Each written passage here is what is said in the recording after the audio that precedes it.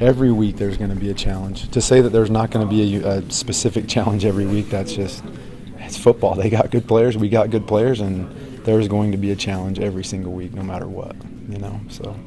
After starting the 2014 season with 4 straight wins, the BYU football team has come back down to earth a little bit with 2 straight losses, including losing in overtime at Central Florida last Thursday, losing 31-24. Now BYU comes home and takes on a Nevada team that's pretty good. They've had their own ups and downs, but a pretty good Nevada team.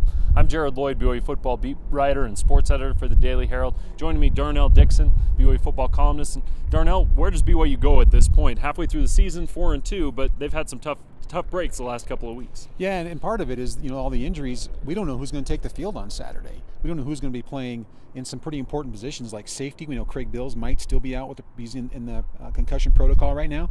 We don't know whether he's going to be able to play or not. Kai Nakua played well in his place. A lot of linebackers out, so defensively there's some real question marks. We can dwell on it and say, woe is me, where's Taysom, where's Alani, where's Craig, where are they at? I mean, you can do that and feel yourself sorry full of whatever you want, but it does no good. It does absolutely no good. One of the things that defensive coordinator Nick Howell talked about on Tuesday, and something that I plan on writing about before the game, is the fact that a lot of these teams feel like they can pass the ball against BYU, that their receivers are better than BYU's secondary, and right now BYU's missing a bunch of their secondary pieces, but they're going max protect to limit the pass rush and then just putting a couple guys out and thinking they can throw the ball, and they've had some success with that. Is this a game, is that a big concern, do you think, for BYU moving forward? It is a big concern, and Nick Howell said they're preparing for it. They'll do the best they can against it, but we do know that Nevada has some good receivers. What does good is to get up, to put the next guy in, to teach him, to coach him, to help the next guy, for their teammates to grab him, to help him, and to play as hard as you can. And then you just gotta, if you're at the table gambling, you gotta throw all your chips in and bet on everything. And you're going to come out with a win, you're going to come out with a loss. On the plus side, on the other side of the ball, Nevada's defense has given up a lot of points.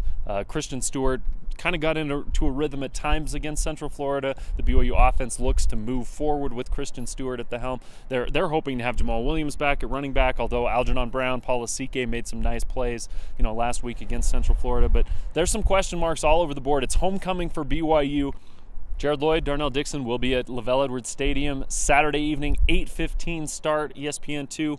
BYU taking on Nevada. See if the Cougars can get back in the winning column.